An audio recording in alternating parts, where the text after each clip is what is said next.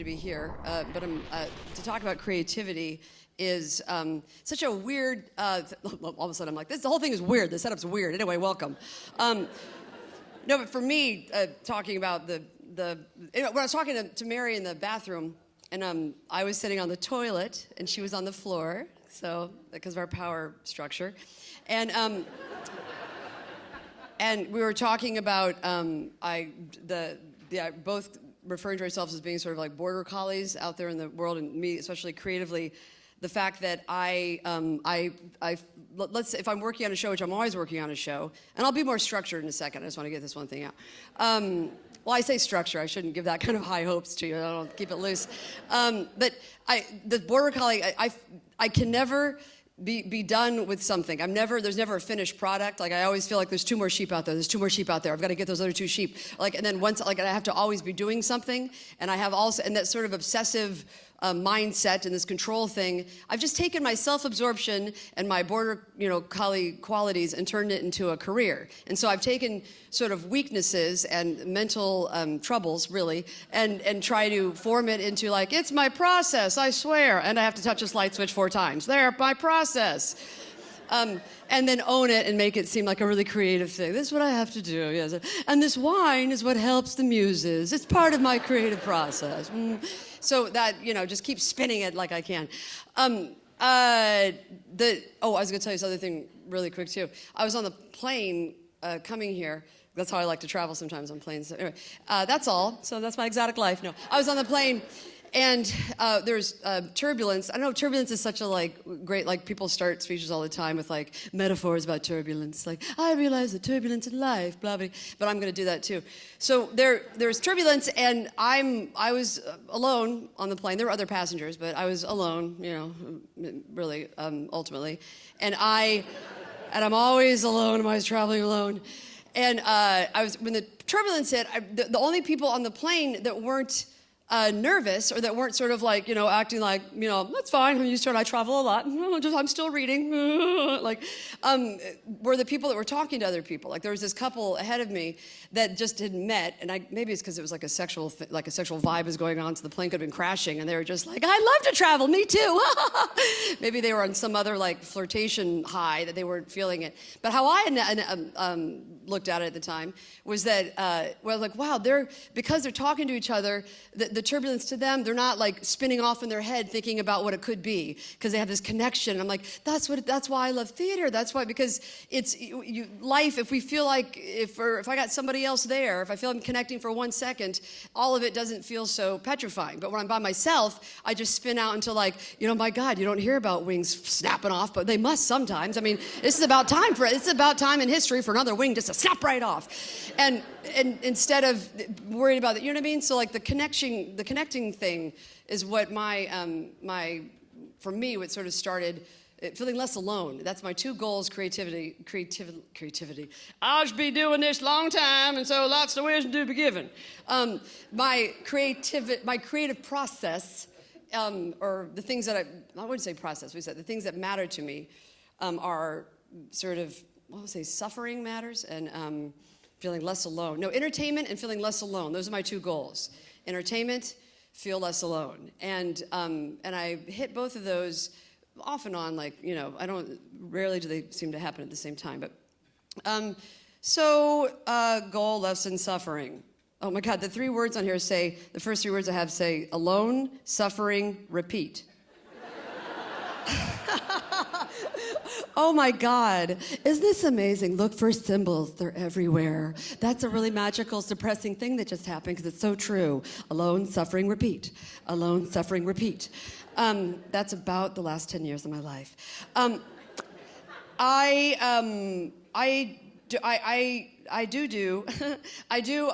don't actually do, that's a big issue, actually. So, sorry, it's stupid, that was dumb. I apologize. This is the main stage. This is a conference. So, there's no poop stuff. I do solo theater, which is a really embarrassing way to get through the day, because the self-absorption factor is so high.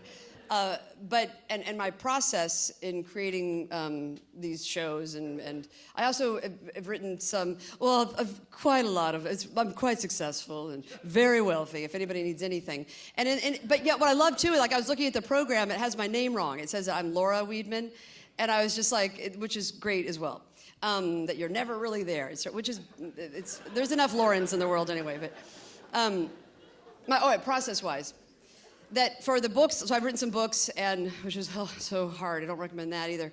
And the last time that I'm going to get to the process stuff, but the last time when I was on a book tour for this second book, the question I kept being asked all the time was, "Aren't you worried a little?" Very brave. That's very brave of you to put that out there. And I wasn't thinking of putting it, I'm like, what did I put out there? Like, is there something I don't know? Like, are my pants undone? What are you talking about? What's out there? Oh, I just got to, sorry, gross.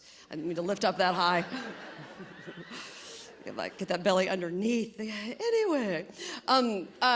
But I was asked over and over again, or it was said to me over and over again about commenting on my bravery. And and as soon as they would say it, I would feel like nervous. Like I get this flash of when I was house sitting in New York one time, or apartment sitting, and there was a cat that was on the third floor of this building, and this cat that I was supposed to be watching had gone outside the window, was on the windowsill. And I didn't know that, anyway, the cat I don't think was supposed to be on this very small windowsill on the other side of the window and on the outside. And I see the cat out there. I was like, oh no, he's not. And he was fine. All of a sudden he looks over at me and he's like, what? Oh, so, like, what's happening? Why are you looking scared? What's going on? Like, oh my God. And then he fell. And so, and he was killed. So anyway, I'm just kidding. Animal, I know, I'm sorry. Animals have to die sometimes, animal lovers. No, I'm kidding. He was fine. I would never tell an animal being hurt story. That was a joke. Okay. And so he hurt his lip, but he was fine. So, but when they would tell me about, like, aren't you scared about that? And I found that so shocking to me that I'm like, well, all the artists that I've always loved were the ones that put it out there. I never thought, like, or even saying to me that I was willing to be ugly about what I was talking about, or being, that also surprised me. Where I was like, maybe this is all just like misogynistic stuff, where they're just like, aren't you a little nervous talking about, your divorce or that kind of thing. I don't think of it as me divulging personal information. I always think of turning my own, I just want story. I'm always thinking that I'm in the middle of story, and my life is a series of stories, and I'm trying to like analyze it and see where I am in it, and that is very comforting to me, to look at it from a distance a bit. You know what I mean? Like to say that even though I can be in the middle of something awful, it's very comforting to think, well, it's good material, I guess.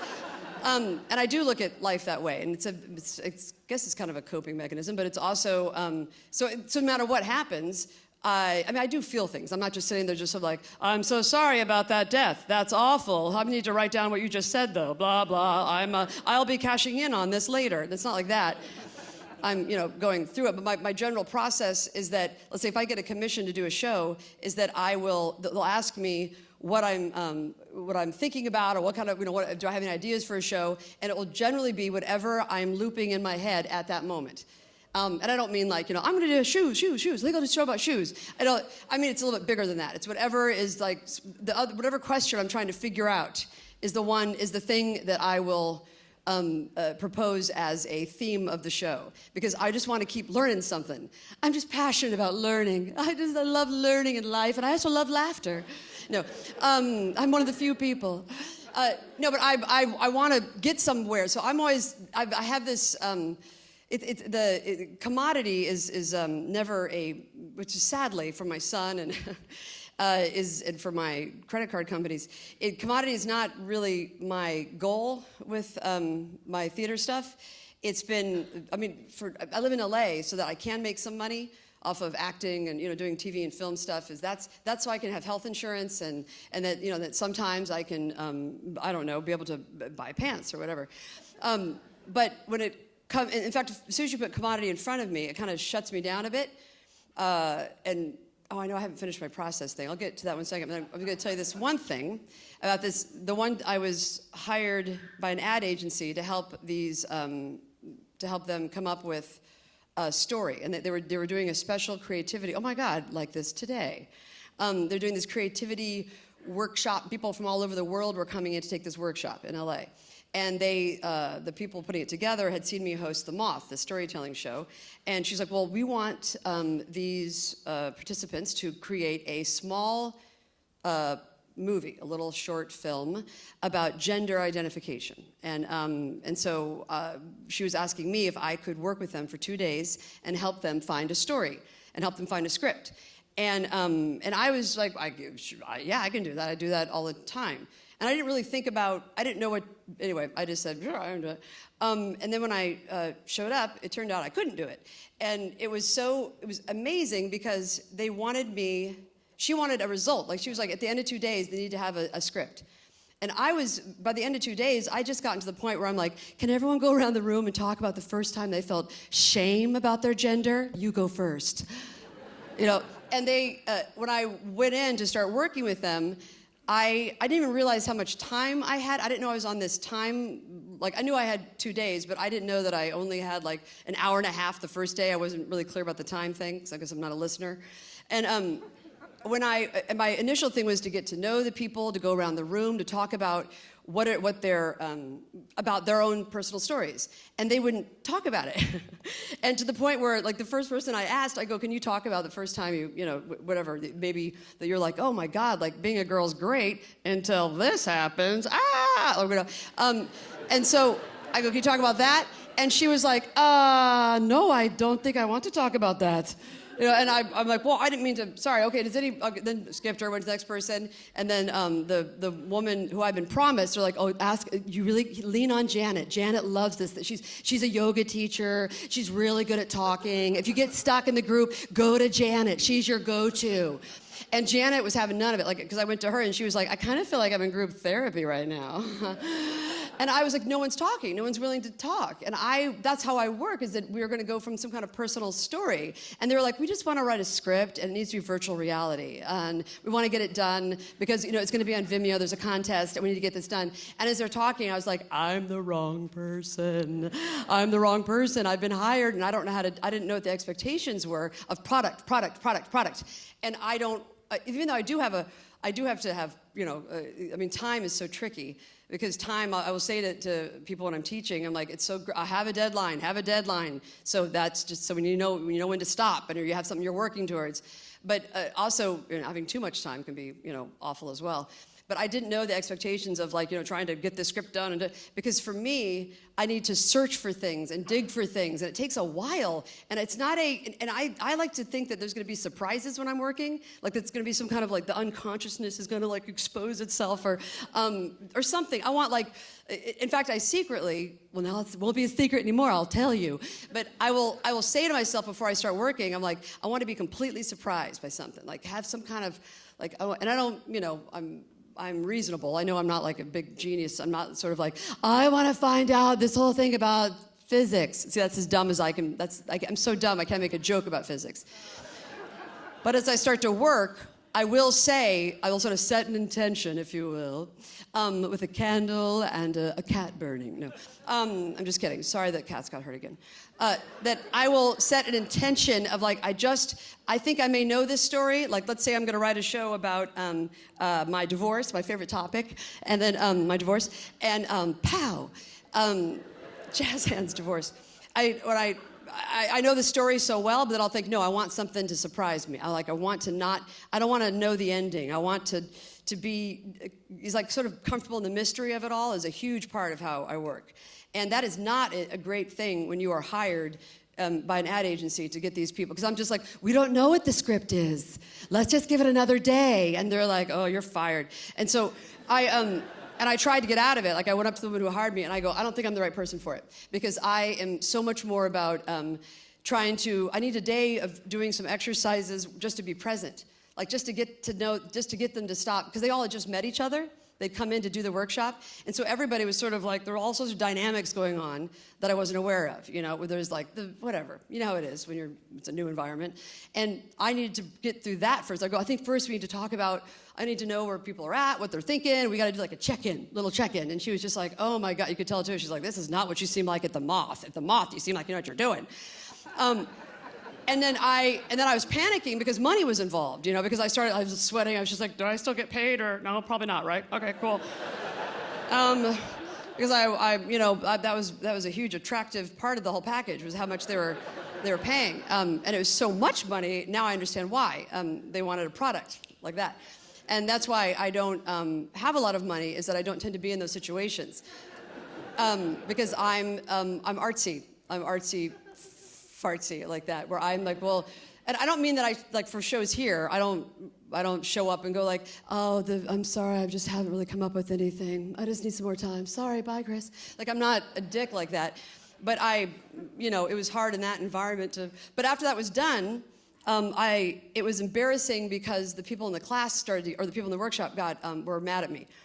And I couldn't get them to like me, because towards the end I started thinking, well, at least I'm going to try to walk out of here at least feeling like, well, she didn't do it, but God, she was funny or something.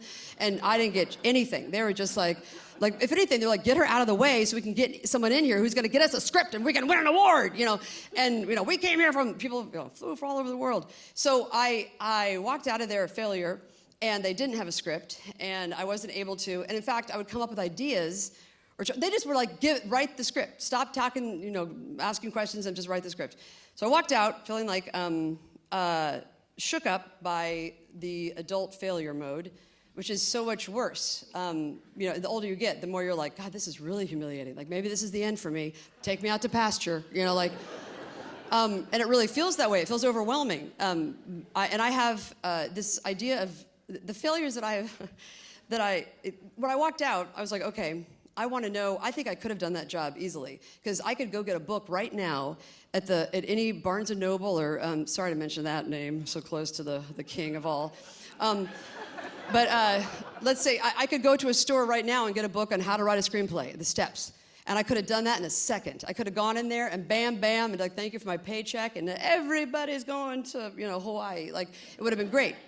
But instead, I was so thinking that everybody wants the same kind of process I do, and we want to go through this whole thing of facing our fears. And at one point, I had them they really hated this. I was like, one thing I like to do before I go on stage, and I used to do this a lot, I go, you guys, I would write down on a piece of paper what all my fears were.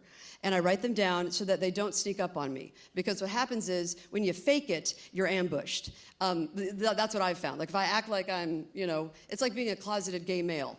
Let's say you're a politician in the South or something, where you're just like, I love my wife, I love it. Next thing you know, you're in a shed buying crystal meth for a blowjob. Do you know what I mean? Or something like that. And you're like, well, that secret sort of snuck up on me.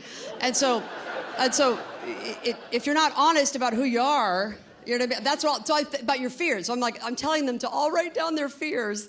I'm like, write your fears down, because if you don't, they're going to sneak into the work, and you won't know. Like, if you have fear that you're going to sound like a big dum-dum. Like, if your biggest fear is that you're not the brightest one in the group, and I'm saying that one because I have that a lot, where I'm mispronouncing words, and people are like, that's not what that word means, Lauren. Oh my God. And I'm like, I was kidding. I wasn't. Like, So then, to overcompensate for feeling like I'm a big dum-dum, I will then try to, I don't know, it will come out sideways, and if I don't own it, something weird will happen. Like, well, I'll try to, I'll come in quoting from books that I've never read to try to prove, like, oh, so I saw this last night. I'm passionate about Tolstoy. It's like, and I have read Tolstoy. Let me just clarify that, actually. I have read Tolstoy.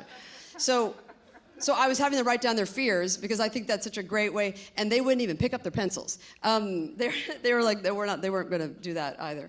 I still recommend the writing down the fear thing, just secretly. Not secretly, meaning I don't recommend it secretly. I meant you could do it secretly. Before walking into an environment or before working, the thing is that to try to get whatever is in your way out of your way. Like, I just feel like the main thing, and just because creativity is all, that's just, I'm one of those, like, we're born creative, we're born to play. I do believe that, and it's all about just getting everything else out of the way. And so before I start to work, I can't work if I'm obsessing on or worried about this, or if I think someone's mad at me, I can't work. I'm like, I gotta call that person up before I start working to be like, I'm sorry I said that came out wrong. Okay, sorry, Mom.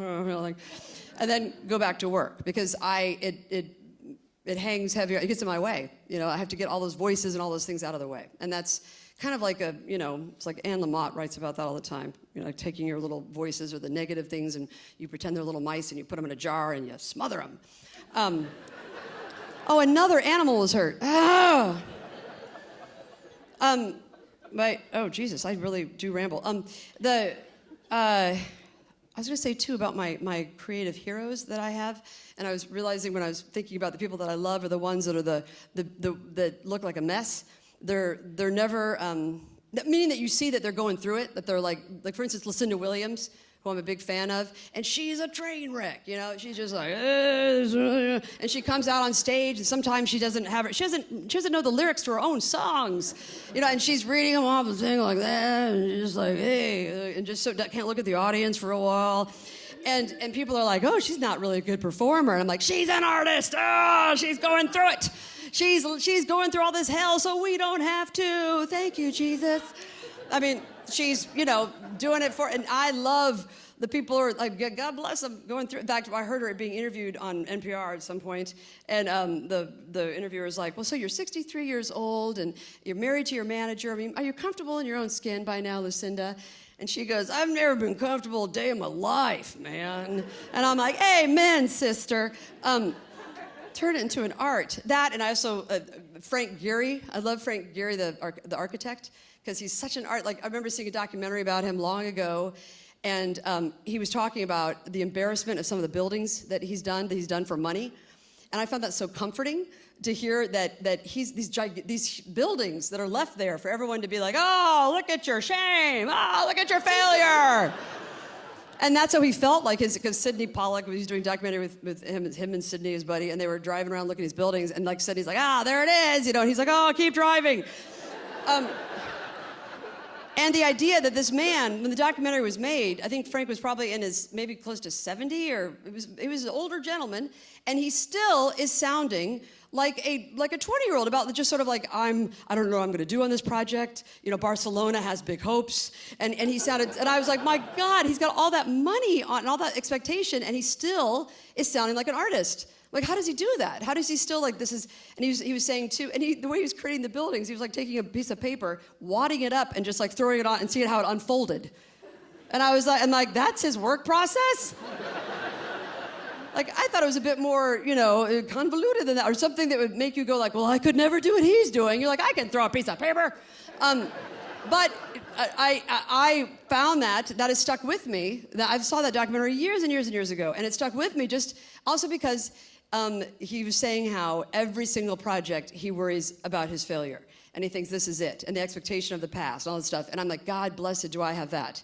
And the awful thing about having any kind of like success like that is well, I know, because when I did this show here, I did a show about Portland, and after the show, people come up to me, first of all, to let me know things like, you know, wow, I couldn't understand a word you said, and I'm exhausted, but my sister liked it. You know, I'm like, can I meet your sister? Or what I always get, my husband didn't like it, but I liked it. But people are always coming up to let me know how much they liked the show before. And they're like, I love that jail show. That was really good. How long is this show gonna run? And having to just keep just taking the bullet, just like breathe it in. It's okay, yes, this is not my bet, or this is maybe not their favorite. This is where I'm at right now. You just keep going, keep going. Like, recovery is such key. I spend most of my time, not most of my time, I spend a lot of my time in recovery as well. Not in actual recovery, sadly. But, you know, from the many or big failures of my process, be present, play, recovery. Challenges, same thing.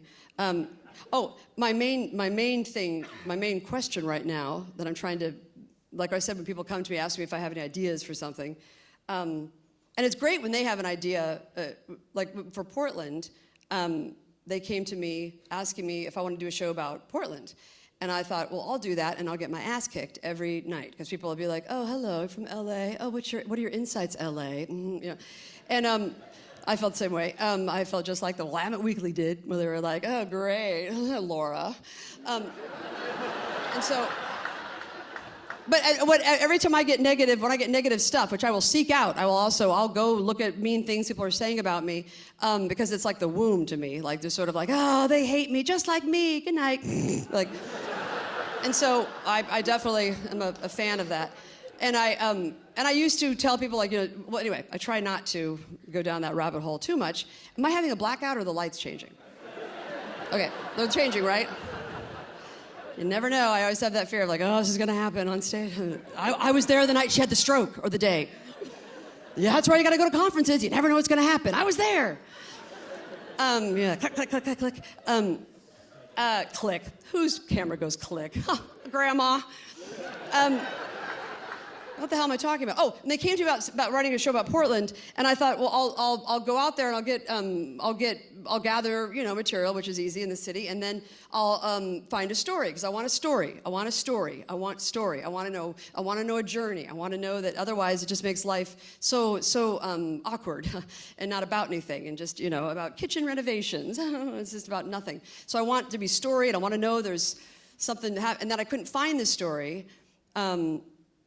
I just want to share my process right now, what happened in my head. What happened was I started thinking, this story may not be helpful to you, but it's too late, I've started it. Okay. I'm like, what do they care about this? All right, fuck it. So they asked me to write it, and then I was very frustrated as I was doing it because I couldn't find any sort of story. And then as the show was going on, after the show did well and people were laughing, and the director and everybody was like, "It's great." And every time I'd complain that I didn't feel good about it, or I was like, "There's something about it that I'm not." The people are like treating me like I was just really insecure. Like, "You look pretty." "No, doesn't she look pretty? You're fine, Lauren." Like, and I'm like, "No, I'm not." Like, don't patronize me. I go, "It's not that I don't mean to be so but something's wrong. Like, something's wrong with it, and I can't and it's not their problem. I mean, they can enjoy their show and go home. I still was able to do a show that was like where people weren't demanding their money back, as far as I know, but it was because I was in the middle of they called me. Portland called me to come back and do the show again, and I thought, well, God, I don't want. The one big thing I have with my creative process as well is not to repeat. And that is huge. It's all forward motion. And to go back and do a show that I've already done, that to me is like the stuff of nightmares, where I'm just like, oh my God, I'm still, like I heard that in the guy who played Rerun, I'm so old, but there was this show, What's Happening? There's a character who wore this costume, and he was in his costume, in the casket. He was wearing his beret and his legendary suspenders in the casket, the character, and I'm like, dear God, let me not be Rerun. Or like holding on to a moment or repeating something is hell to me. And so to come back to do the show, I was like, but I need to redo it. And I went back to the show, it turned out that in each scene, the show was all about me trying to find a place for my family to live, and that Portland was definitely where I wanted to be. And I went back and looked at the show, and I know I didn't feel like I could do it again. It was because I had gone through a divorce. My marriage had fallen apart since the last time I was here. I'm like, I'm not going to do a show about because the end moment of the show was me on stage going like, I want a place where my son can believe that receipts can turn into butterflies, and that Jeff can have his choice of strip bars and stuff. And it was all about my family. And while I was doing that show, at that time, he was in the middle of this torrid affair. And so I was on stage. I know, it's like the coal miner's daughter story, where I'm up there working real hard, and he's out in the parking lot having sex with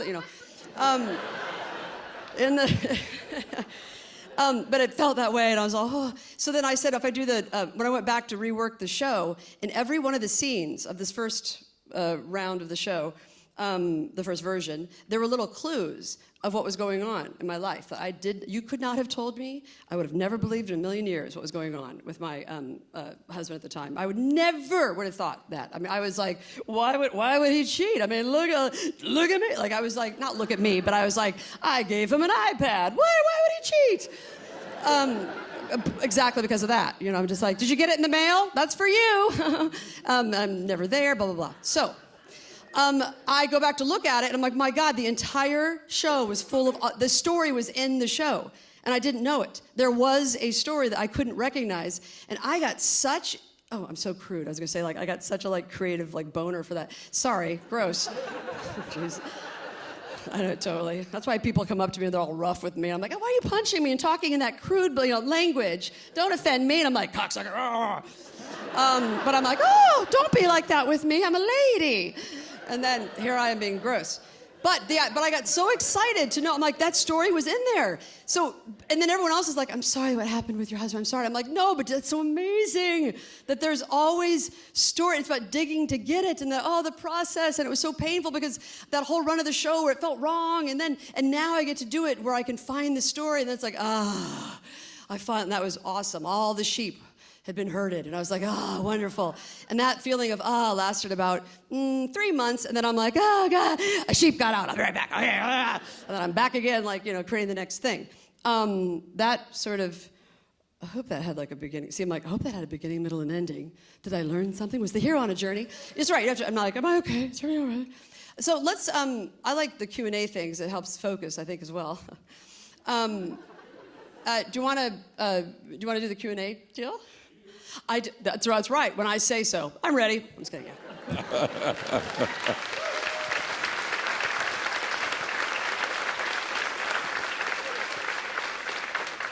I just want to say that while you were speaking, I went and trademarked a wine brand called The Muse, and you and I are 50-50 partners, so I just wanted you to know. So we're going to make a killing on that. Oh, I'm more upset that you weren't listening. What do you mean? I'm just kidding. You were online doing trademark? Alone, suffering, repeat? That's what you said. Did I? Oh, and I didn't use any of my clips. Oh, oops. Whatever. Oh, you thought that was your slide, right? That was. We have, by the way, Steve. Who is the artist that is creating these so beautiful cool. slides in real time on the Wacom tablet? Who is that? He won't say. She won't say. Yeah, she won't say. She's not saying. She's That's back good. That's She's what artists back should be. Like, don't look at me. Wow, that's so cool. Very cool. That's my We'll next get your tattoo. name, and we're Next going to tattoo. spread it around, whatever. Sounds like a threat. So we must have some questions, because I've got a ton. Yes, sir, you right there. So do you think that suffering is like the prerequisite for the artistic process? No. Did everybody hear that? I'm sorry. I'm doing it. No, that's all right. I just want to make sure. Can you hear? Is suffering the necessary for the creative process? Yes, and if you haven't had a death in the family, just wait and just hope for it. Hope. Suffering. No. And if you're in a comfy chair, get up and move. If you're like, oh, it's so comfy here. Oh, I could sit on the bricks. I guess I'll go sit over there. Oh, I'm a process. No, this comes up all the time. I have a friend, a musician friend, and we argue about this because his whole thing is, Paul McCartney's the happiest guy in the world. He's happy. He's had a really good life, and bad things have happened maybe, but he's been really positive about it. Look at the art that he's created. And I do not believe, because he thinks I'm always saying that suffering, I don't know it. The other thing is I know nothing. I don't know an ultimate truth. I don't know that I would ever be able to say, and also I'll state something like, absolutely, you take with it, and then you create, and then the next day I'm like, I scratch that. I don't know why I said that. I was tired, or whatever. Or the guy next to me made me. I'm very influenced by men. For me though, it's about whatever obsesses me. And whatever has energy, to put it in sort of like, woo. But if something fantastic has happened, that's what has energy, then yes, I want to. But there's something about talking about the great stuff that's happened to me, the 4 things that have been great, that are like, well, who cares? Who gives a shit? It makes everybody mad at me. If I was, that's the whole, oh my God, it's the goal of my artistic life is that people not to be mad at me, maybe. But the suffering to me is, again, it's just whatever has energy to it, but no, I don't think you have to suffer in order to do that.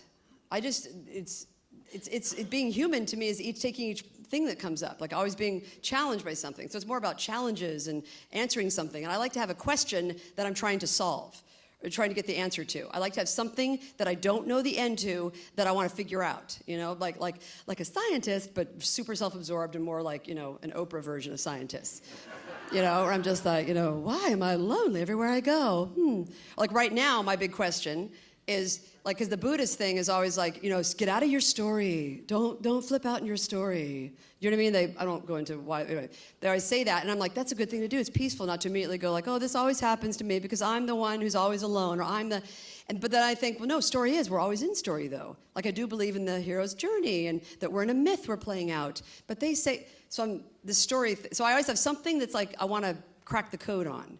So it's not really the suffering of it. It's just something that, that I'm obsessed with or trying to figure out, and maybe it causes me pain, but that's somewhat of an answer. I probably should have stopped it 20 minutes ago. Yeah. You mentioned failure and fear of failure a couple of times. Don't you feel that if you stop being afraid of failing, you're done, kind of, really, in the creative. Yeah, that's such a 101 of like creativity, and people are like, it's like if you're scared, you're done. I mean, that's it. It's like meeting's over.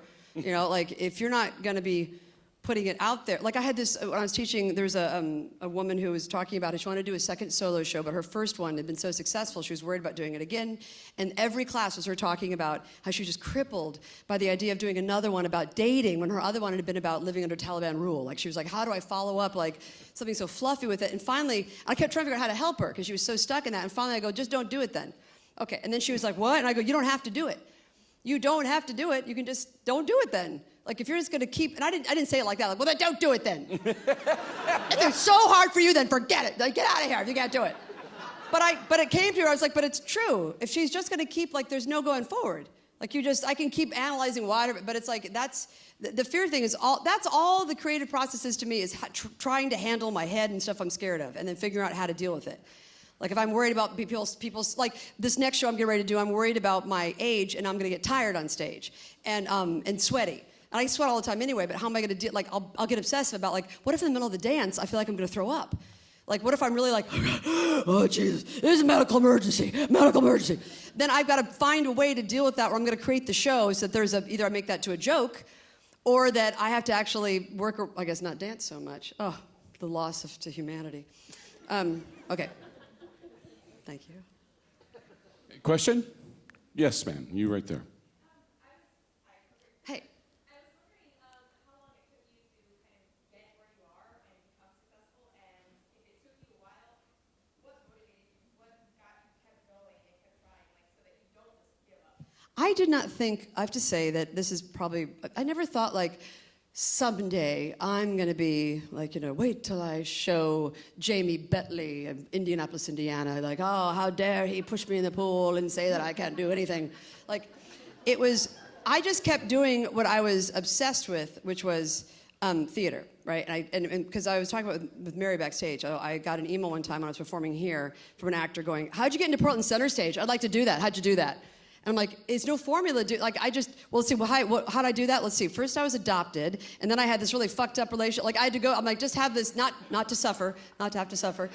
But I'm like, I just kept doing what I wanted to be doing. Like, I kept following whatever, like, when I went to, I dropped out of college, dropping out. I didn't do it on purpose. I wasn't like, I'm out of here, my books, I'm out, dropped out, I'm a dropout. Like, I ended up going to Amsterdam to do some theater, and I stayed there and lived there. And I didn't have this, like, plan of how I was going to be successful or how I was, unlike my friend Joel McHale, who's an actor, who's super successful, and he had a fucking plan. Sorry to curse. Sorry, it's not necessary.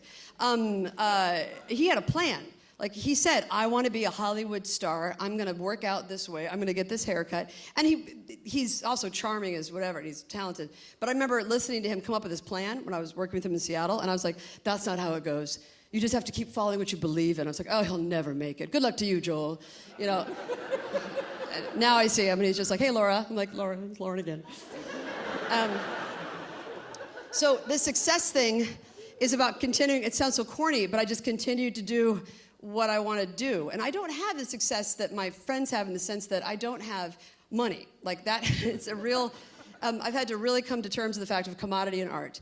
And like, do I want to be on a TV show where every day I feel like I want to just shoot myself? Like, do I want to be in the middle of somebody else's world they're creating and everyone else is trying to maintain mortgages and it's all about, again, kitchen renovations. Like, I don't want that. So I'm going to continue just to keep following my thing. And this also is reminding me of like what just recently I was telling someone how I found a book that was a game changer. You know, a book that sort of pulled me out of just like super depressed, like I guess it's, they call it, is it menopause or yeah. Anyway, I'm not fully in it yet. Okay.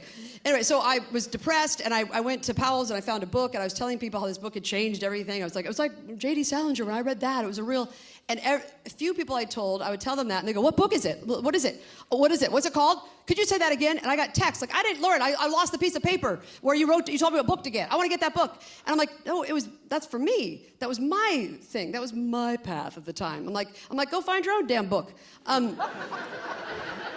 And for some people, yeah, the book would be amazing, perhaps. But it's all about, there's no formula to it, you know? Yet there is a certain formula for, you know, like, I guess I can go here, talk to the right people, but ultimately you'll still hit this, I mean, I guess, his definition of success. It's like, what do you want to be doing?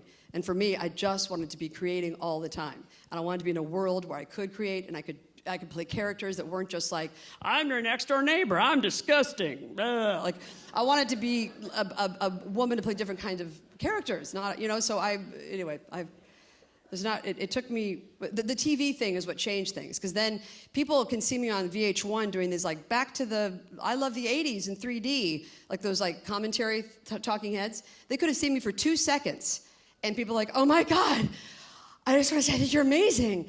I'm like, what did you see? And like, I saw you did that thing about Britney Spears. You went like, blue. Great job. You're doing great. And I'm like, just because I was on TV for a second, like, that doesn't, I'm like, that doesn't count. Let me talk to your parents. That's a bad judgment on your call. On your call? Bad judgment call. So it's, to me, the TV stuff has helped me, it's helped up my, thing. And I only recently was on a TV show that I cared about. Like that, when I was on Looking, the show about gay boys in San Francisco, that mattered to me. But I hadn't been on any TV or film things. Those things are just like fun, and you're just like, wow, look at all, to me it's always like, look at all the gold coins, look at King Tut, like you just feel like you're just walking through just the millions of dollars that are spent on TV and film. And it's so fun. Or I'm like, is this all this stuff is free? Give me a bag. Okay, it's all free, it's all free. So, yeah, oh, okay.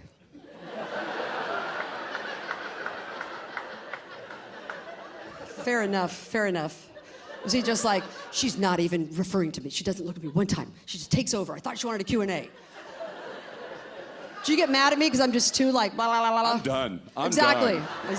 No, I'm just kidding.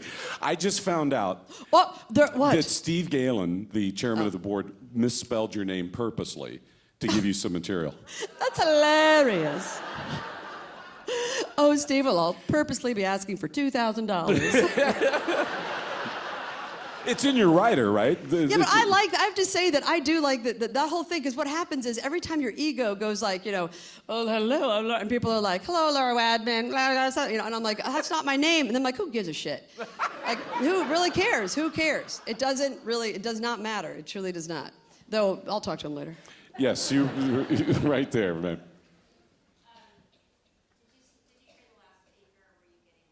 I was in the bathroom with She's Mary. a bad listener. Yeah.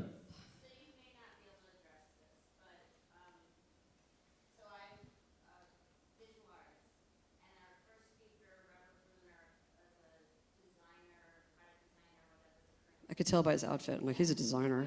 Very creative, but linear, organized, product-oriented, all systems on board. Oh, And the way I listen to the opposite, right? it, it's a bit of an explosion. Okay, explosion, tornado, Merry Christmas.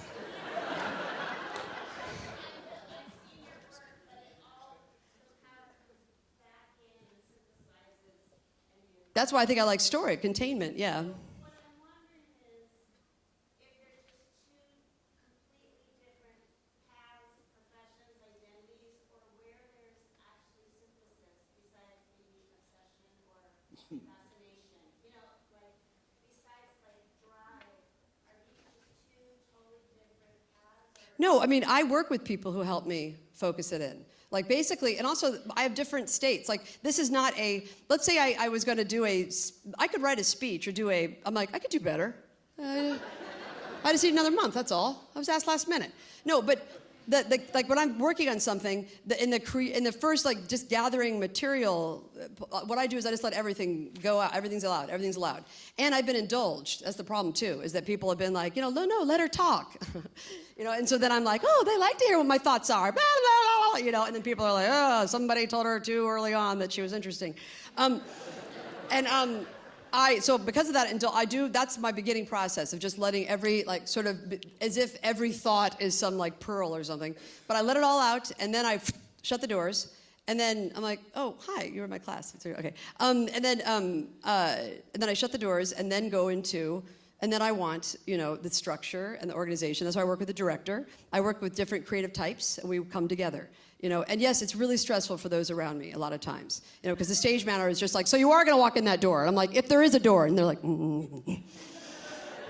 like make a decision. Like everybody wants to get their, have something structured to work with, and I do get there. I just don't. The beginning processes are sort of all over the place, and I've gotten more indulgent with it. Like I've gotten more like I'll just say whatever comes to my mind, and sometimes I could focus it in. But yeah, there's a way they both in a creative. When there's a result, an end result product, yes, I find ways to. Is that at all answering it?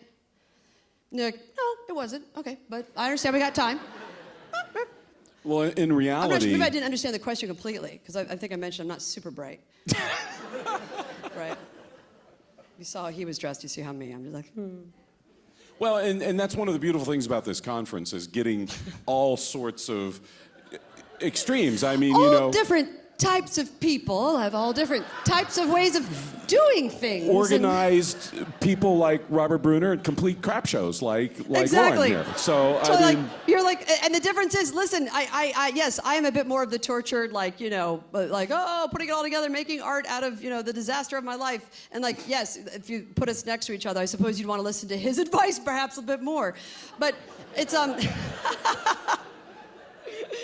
But I'm like, I've been divorced 4 times. I'm drunk. But I guess there is a way to make a career out of your weaknesses, or to create out of what you know what I mean? If your head doesn't work in a certain linear fashion, there's still hope, and there's not one way to be working. And that's one thing, is that when people are like, there's one way, let's get it, like, you have 2 days to get a script together, I'm like, there's no formula for me like that. Like, yeah, you go buy a book, you can get, you know what I mean? I get really like, allow a little bit more craziness, a little bit more, let it be a bit more messy, and don't panic. Because people are just like, okay, where's the ending, Lauren? Okay, what are you saying? Oh, there we are, we're done. Are you gonna throw up? We're done. We're done, sir. Lauren Weedman, thank you so much.